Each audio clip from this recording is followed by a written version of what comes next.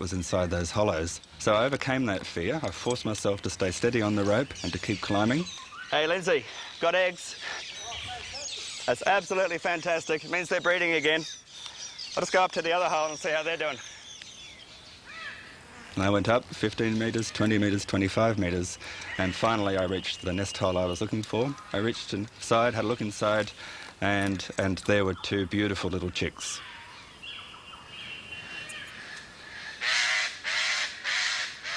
Yep, we got chicks in here. Oh, they're beautiful too. For the last 8 years, Rob has studied the female and all her chicks that live in this hollow. He measures and marks each one and monitors their growth.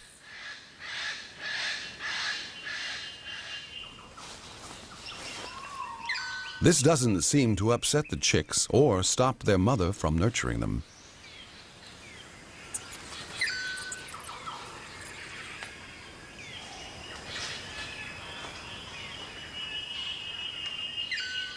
Our number one female, a star performer.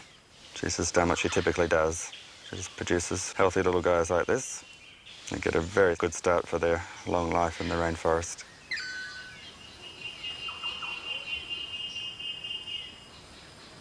A good hollow is hard to find, and the female guards hers fiercely.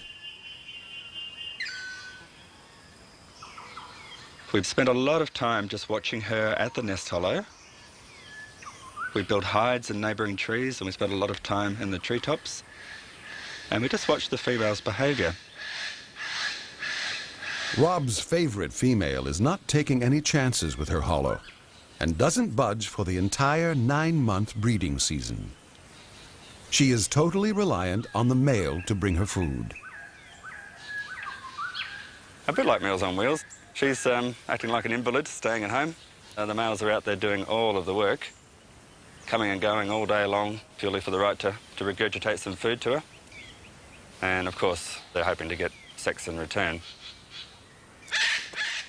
But this female wasn't just being attended by one male, she was getting lots of attention. In fact, 7 males were lining up to feed her. And she was mating with all of them. And we worked out that this was, in a way, a form of trickery. She was trying to give them the idea that they all had a chance of being the dads. And that would give them extra incentive to go off and find the food. But DNA tests on the chick's feathers reveal something astonishing. Of the 24 young she's produced in the last 8 years, 19 are from the same super stud male. To complete the picture, Rob wanted to know how far the males were going on their feeding trips. We captured a whole lot of males and we put transmitters on their tails. We mounted aerials on the wings of the plane and we set out and followed them across country from the sky. Incredibly, the lovesick male gathered food from a home range of about 40 square miles.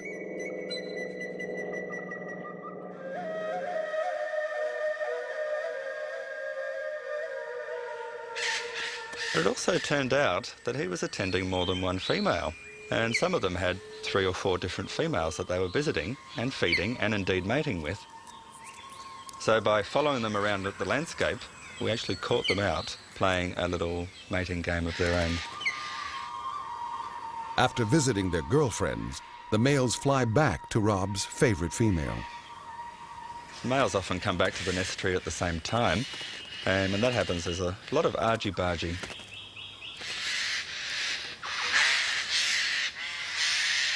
With such different lifestyles, the huge color difference between the sexes makes a lot of sense.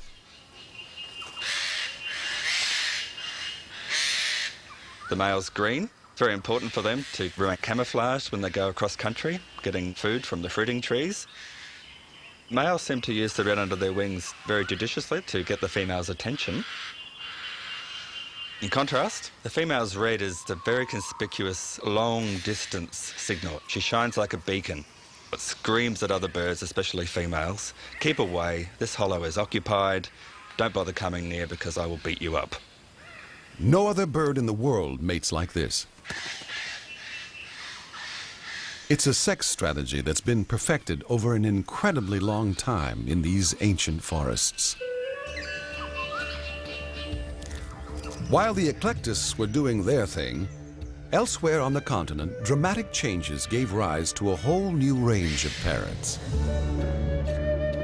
Millions of years ago, most of Australia's rainforests gradually dried and became open woodlands.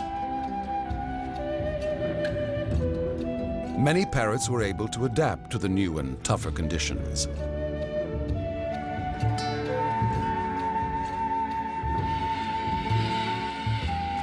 To survive on the desert edge, red-tailed black cockatoos stick to the few tree-lined watercourses. As the sun drops, the birds arrive from all directions. With breeding hollows scarce, most of these cockies are single. The local watering hole is their pickup joint, and the evening quickly turns into a boisterous party.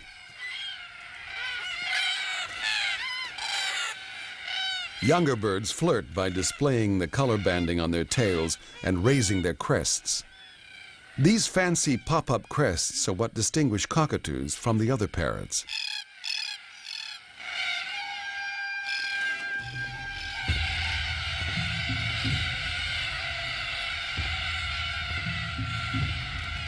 These opportunistic cockies thrived and spread out as the continent dried.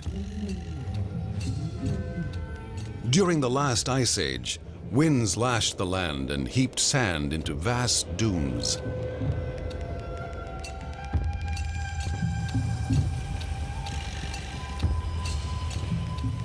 Grasses and shrubs spread across the desert, producing an abundance of seeds.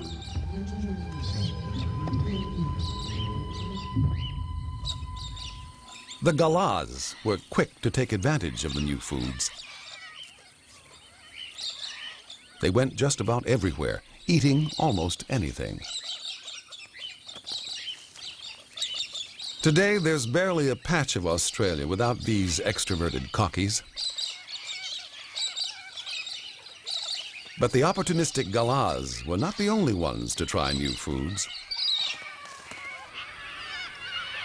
The less common Major Mitchell cockatoos have recently acquired a taste for paddy melons.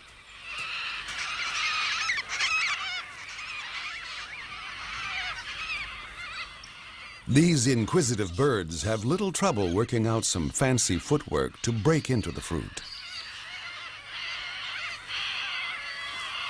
Their new cuisine arrived as part of an exotic smorgasbord. 150 years ago, cattlemen pushed their way to the desert center. And wherever they went, they brought a whole range of new opportunities for parrots to exploit.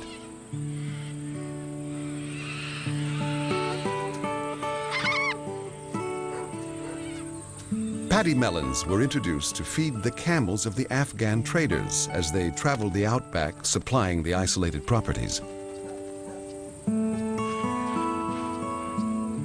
It was a tough life for the early pioneers, and frequent droughts made it hard to make a living.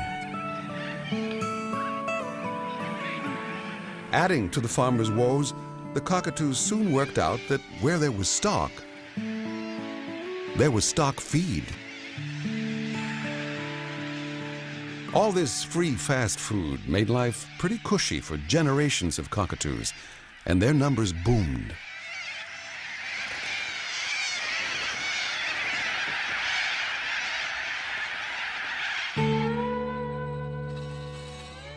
And the good times kept on rolling for the cockatoos and parrots when the settlers found underground water and pumped it to the surface.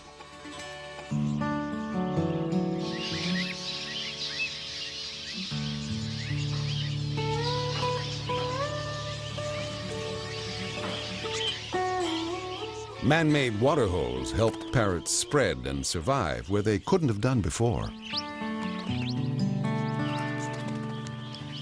Ringneck parrots, budgerigars,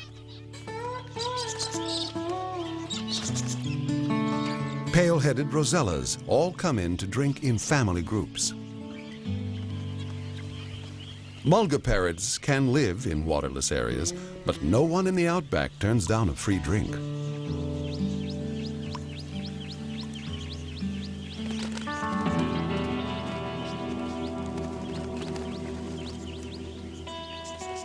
Rain rarely falls in the Australian deserts. Droughts can last for over a decade.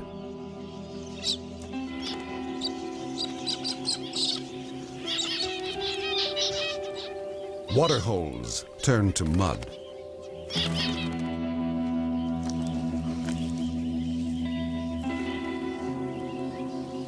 Leaving a freshwater crayfish exposed and an easy target.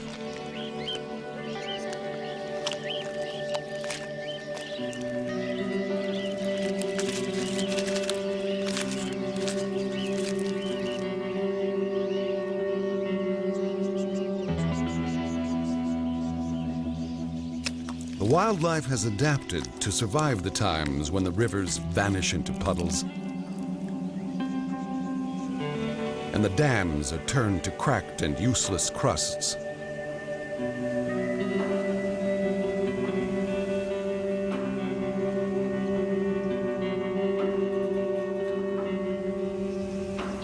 The air crackles in the heat. Crops are wiped from the earth.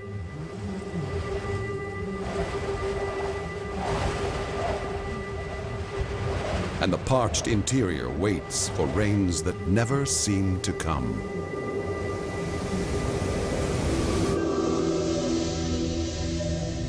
The first sign that the drought might break can be a warming of the western Pacific Ocean. Cyclones form by sucking up heat and moisture from the sea as they power in towards the coast.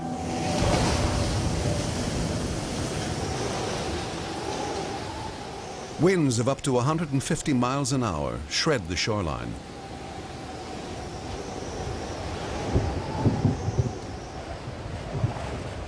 As the cyclone heads inland, it weakens and turns into a huge rain depression. The deluge sweeps nearly 2,000 miles across the center of the continent.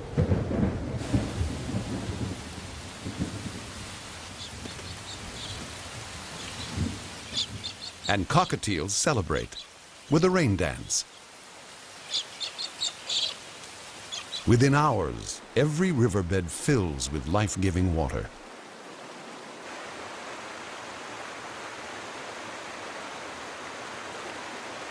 The torrent charges through the narrow gorges of the ranges, eroding the land.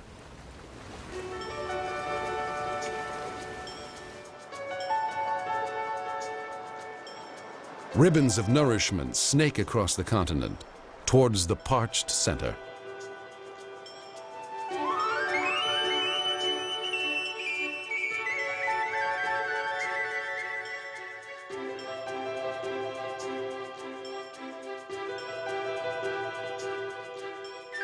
In the Channel Country, the creeks fan out across previously barren floodplains.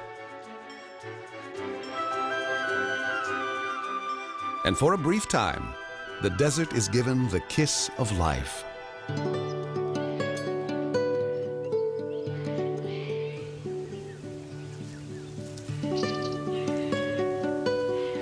In a flash, desert plants produce vast quantities of seed.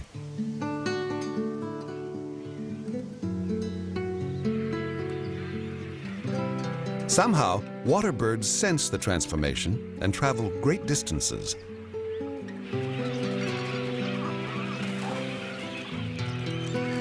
Fish breed and multiply in the newly formed lakes, providing a feast for growing cormorants.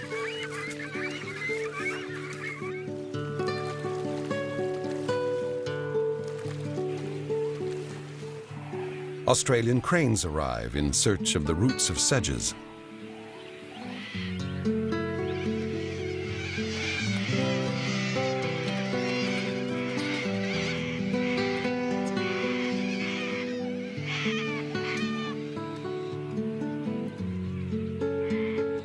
And when the native grasses start to seed, the scene is set for the arrival of the stars of the Australian desert. Budgerigars. We keep them in cages, but in the wild, budgies roam the vast outback. When it rains, flocks swoop in from everywhere. No one knows how they navigate. Perhaps they home in on the low-frequency sounds of thunderstorms thousands of miles away. Their aim is to breed furiously while the conditions are right. Along the gorges of the Central Ranges, every tree hollow is alive with the flutterings of courtship. The riverbank is perfect for a dinner date.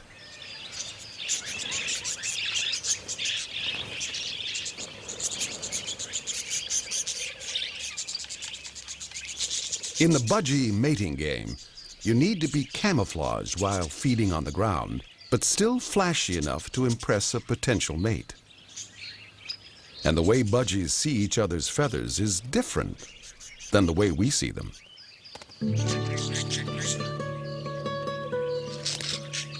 We see in red, green, and blue, but budgies have a fourth cell in their eye that enables them to see ultraviolet.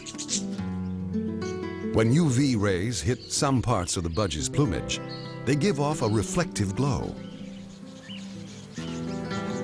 It's a fair bet the female will choose the brightest, sexiest male.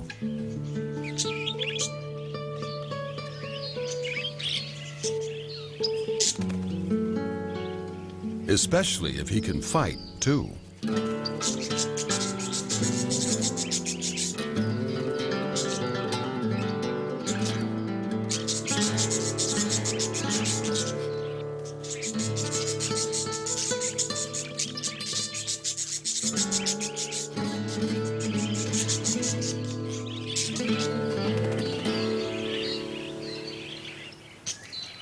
With his rival dispatched, the male can now get down to the serious business of wooing the female.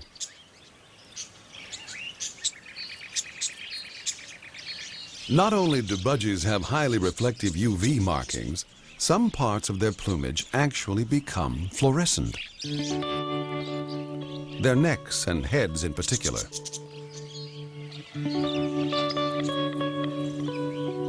The feathers don't lie. To make sexy feathers, the male must be healthy and parasite-free. These markings announce, "My genes are great.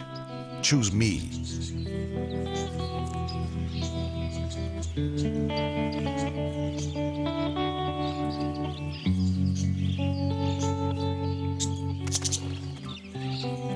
And if she does, he treats her to dinner by regurgitating food into her mouth.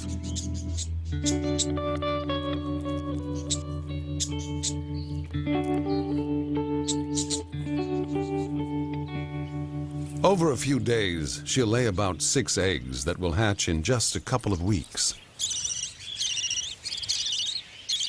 She feeds her blind, naked chicks a rich, milk-like liquid. They grow rapidly.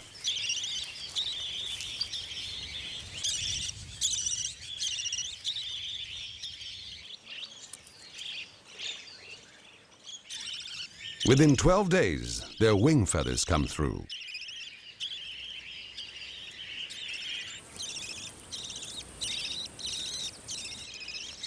And after only 4 weeks, they're almost ready to leave the nest. Incredibly, these chicks will be ready to breed in just 60 days after hatching.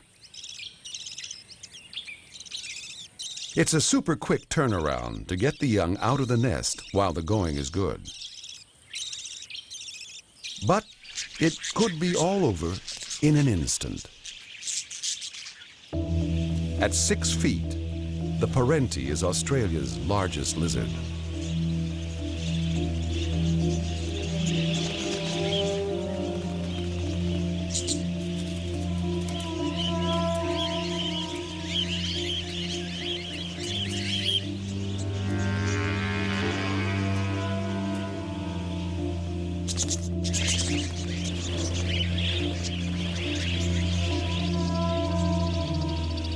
A tireless predator, it covers great distances in search of food.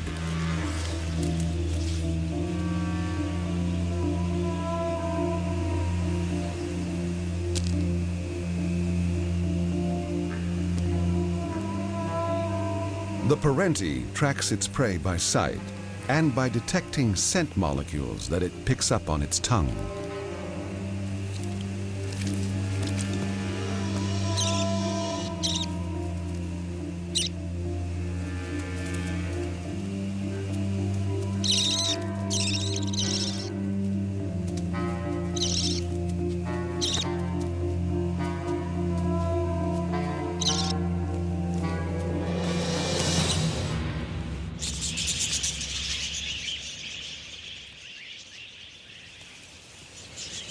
In the air, they're not nearly so vulnerable.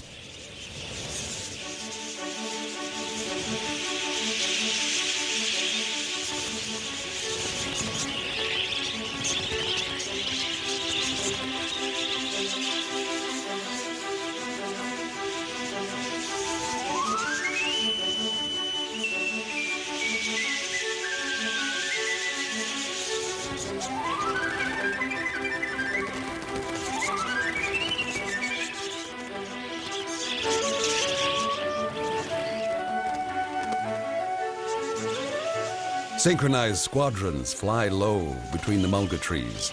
The colors on their backs camouflage them against the grasses.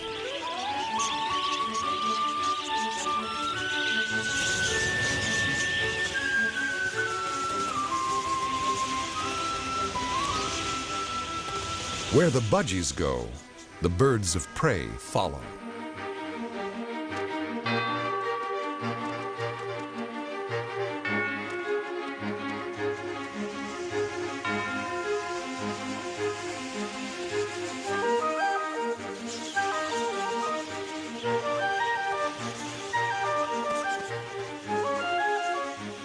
Kites, falcons, harrier hawks.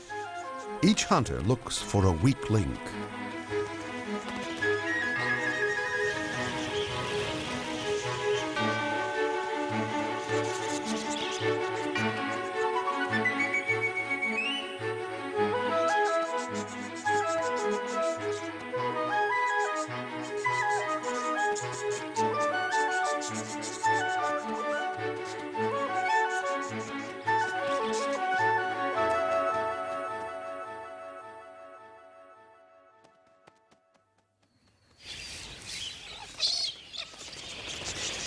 But it's not always life and death for Australia's parrots. Galahs seem to have plenty of time for clowning around.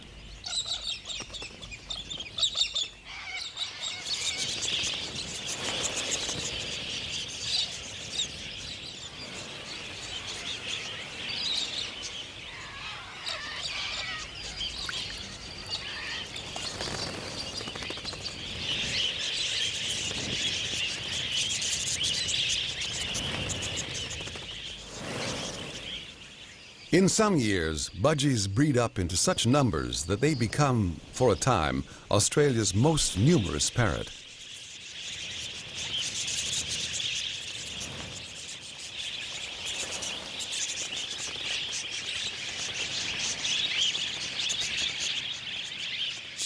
Accounts by the early settlers tell of flocks so big that they blackened the sky.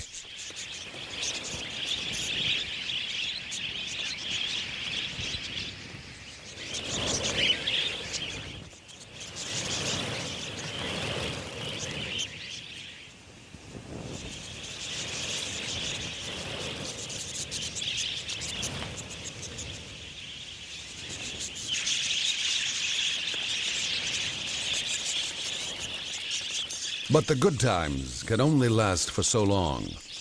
And as the country dries out again, breeding comes to a halt. Having raised several generations, the budgies disperse, resuming their nomadic life in the desert, waiting for the next big rains. Whenever that may be.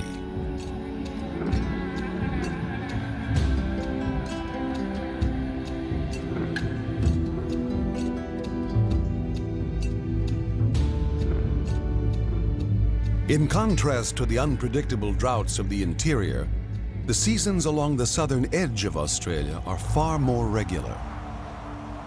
In winter, Antarctic blasts of cold air bring snow to Australia's highest mountains.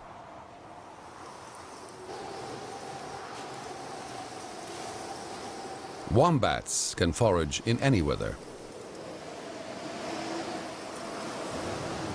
But it's not great weather for parrots. There is one that manages to survive above the snowline. Green rosellas fuel up on alpine berries against the winter blizzards.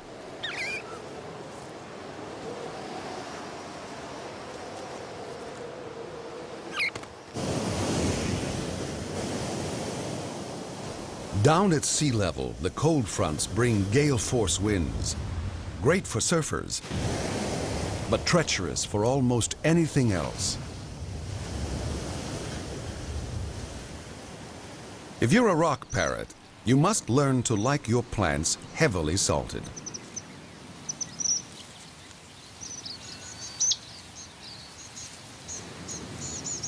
Living in the salt spray zone is not an easy life, but these hardy parrots are tough customers. Things get a little easier in the nearby coastal heath. This environment is richer, attracting gang cockatoos. Like most cockatoos, gangs are left-footed, gripping onto their windblown perch with their right leg while holding the seed pod with their left.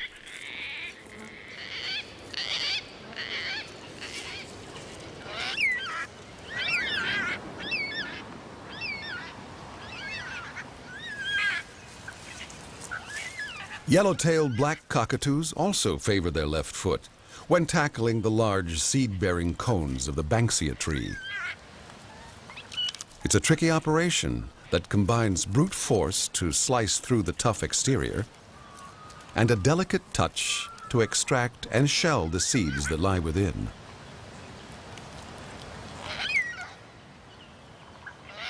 But the very plants that these parrots need to survive must be burned in order to regenerate. All this takes is a thunderstorm.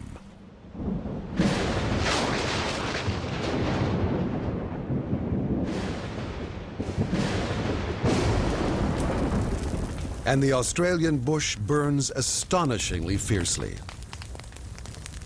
Banksia fruits need intense heat to release their seeds. Hakea cones split. Gum nuts drop to the forest floor.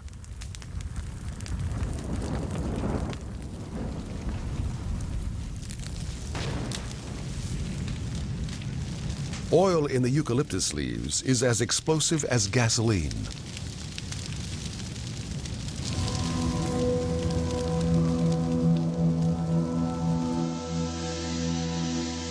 No other continent burns so dramatically as Australia.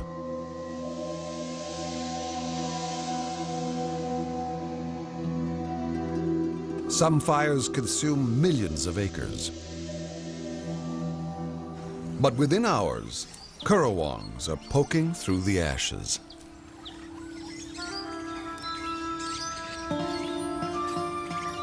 And crimson rosellas that survived the inferno are feasting on roasted eucalypt seeds.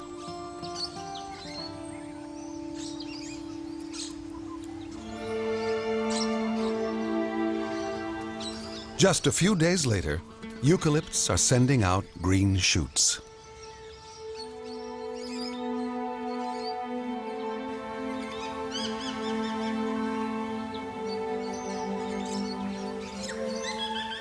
Within a few years, the forests recover.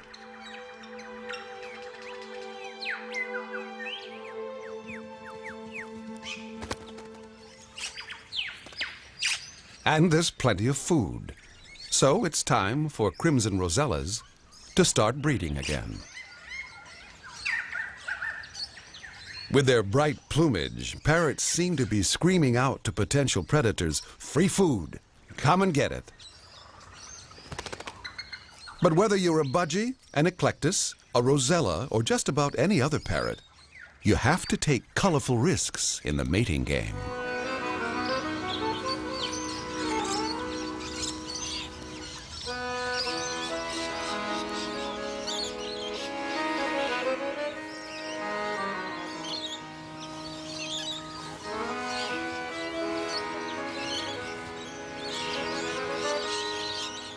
Sometimes you can have the best of both worlds. These gaudy birds are in fact safely camouflaged by their leaf-like shape and green backs.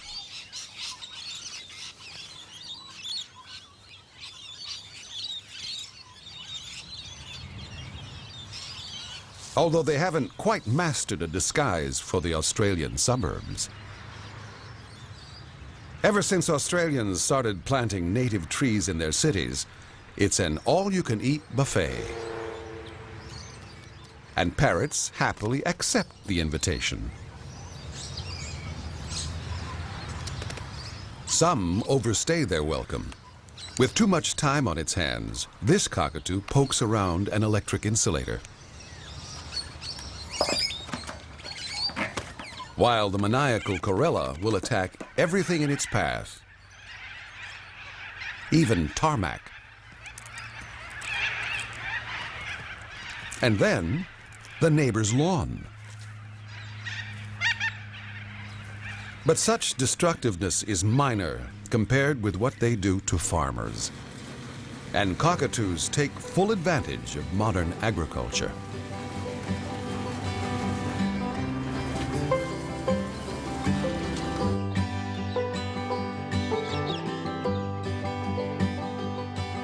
A generation ago, Lakeland was open to intensive farming. It was ideal country for maize and peanuts.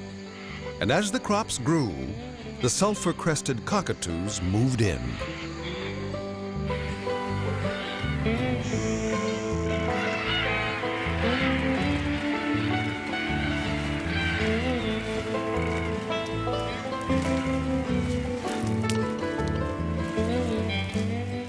In just a week, the birds can inflict tens of thousands of dollars damage to the maize of farmer Darren Hoskins. Susie!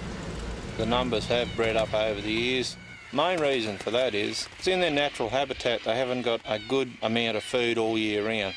We're in the valley here in Lakeland, even in the driest part of the year in August, September when it's extremely dry, there's still crop residue on the ground and the birds have got to feed all year round. With that, they can continue to breed 12 months of the year, no problems at all. There's food and there's water here on hand, so they've got it laid on. I think it's terrific. When they're finished with the maize, the cockies head for the peanut fields, where they pick apart the hay bales.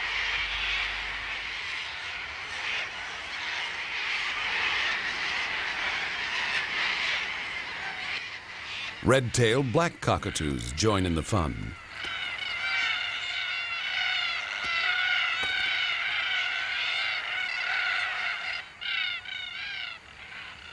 So how does the farmer try to control them? Basically just driving around and shooting at them with a high-powered rifle. Just the noise alone is enough to scare them, or even tooting the horn. But it's a full-time job for 2 to 3 months of the year, non-stop. Basically all you're doing is just driving around following the cockatoos from one paddock to another until the day warms up. It gets too warm for them, so they go back and roost in the trees. Then they come back again and commence their feeding. And then we commence to chase them again, which is bloody annoying.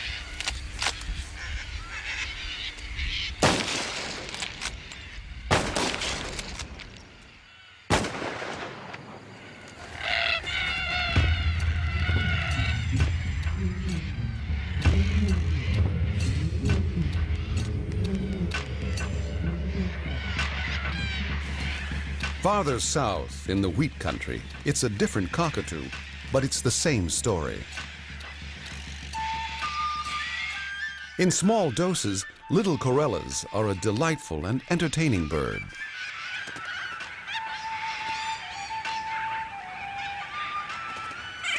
But when flocks of up to 30,000 marauding birds descend on your harvest, you can understand why a farmer might be a little upset. The grain is stored in giant bunkers and protected by thick canvas. But the canvas is no match for their sharp beaks.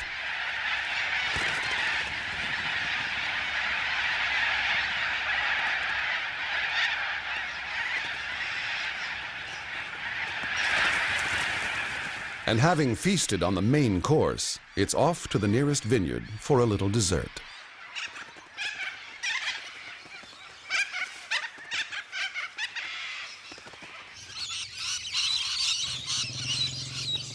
For lychee farmers, rainbow lorikeets are the enemy. The farmers spend every daylight hour patrolling their orchard to keep the birds at bay.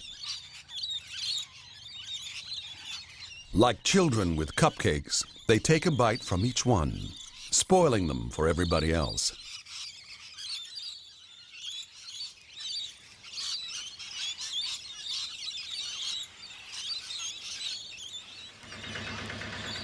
For the farmer, it's a race to see who gets to the ripest fruit first.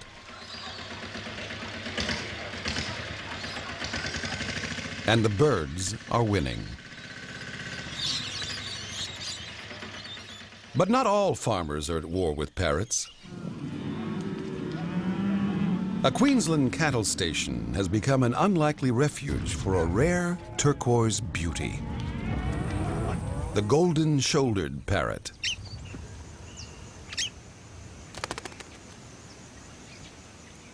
Last century, bird fanciers trapped these prized parrots and robbed their nests.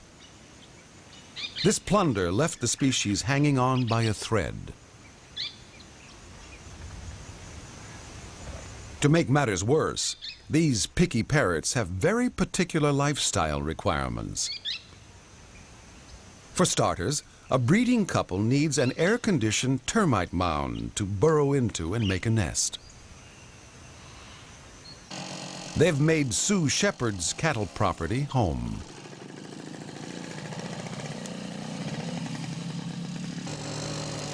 And every breeding season for 30 years, she's been riding hundreds of miles, checking every mound for chicks.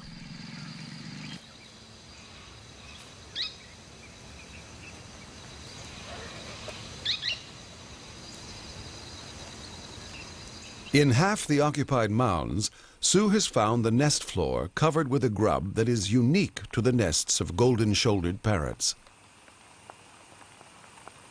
The grub belongs to a moth that synchronizes the hatching of her babies with that of the chicks. The grubs eat the chicks' poo, which seems to suit everyone.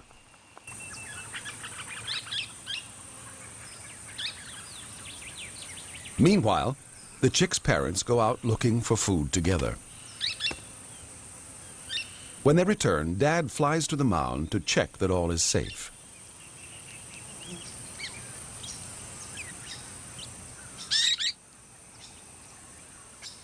And to let the young ones know that it's mealtime. He stands guard while the female comes down to feed the chicks.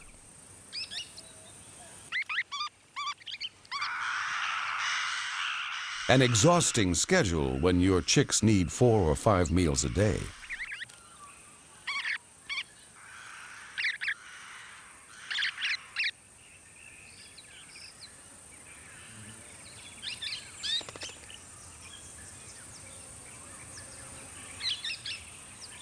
Dad's job is to coax the 5-week-old chicks out of their cozy nest and into the big bad world.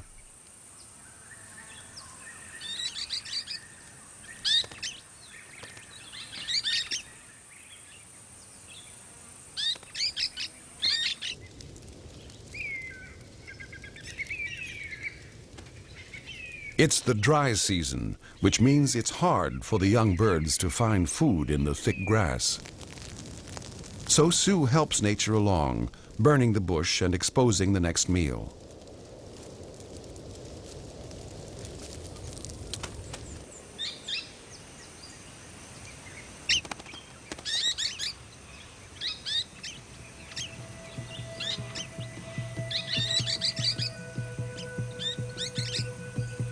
Sue's property is a haven for the golden-shouldered parrot, and her efforts may be the only thing standing between them and extinction.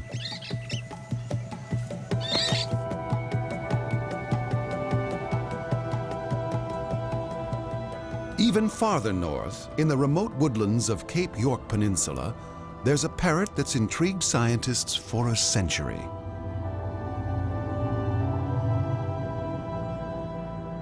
Steve Murphy came here as a young biologist 10 years ago. His quest was to unlock the secrets of the world's most spectacular cockatoo, the palm cockatoo.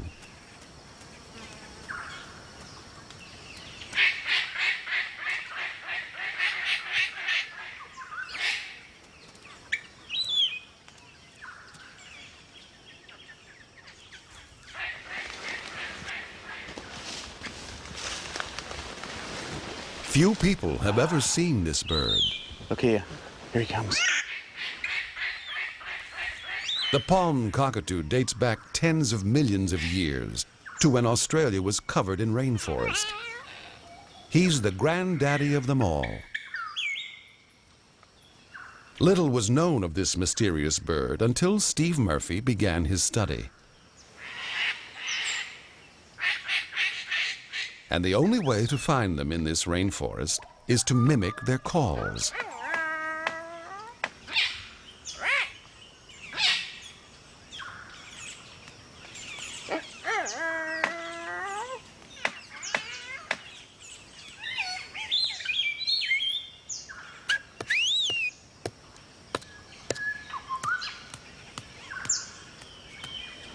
They've got a huge repertoire of calls that they use in display. The hello call they make is part of the display. It seems to be made almost as if they're saying hello to their partner or their neighbouring cockatoos. Unlike other cockatoos, palm cockatoos don't live in flocks. They pair up with a mate and seem to stick with them for life. And they can live for up to 90 years. One cockatoo in captivity had her first chick at 54.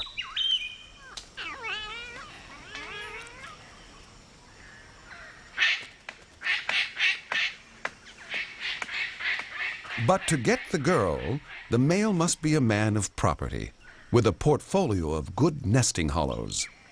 And if he wants any chance of mating, she must be persuaded that he's strong enough to build her several magnificent nests. All the elements of a palm cockatoo display are designed to draw attention to that massive beak. The blushing of the cheek patch, the wing spreading, which makes them bigger. It's all designed to show other cockatoos that they're strong, and the pinnacle of their strength is in their beak. Essentially, he is trying to prove that he is a blue-chip investment and that she can feel comfortable putting all her eggs in his basket.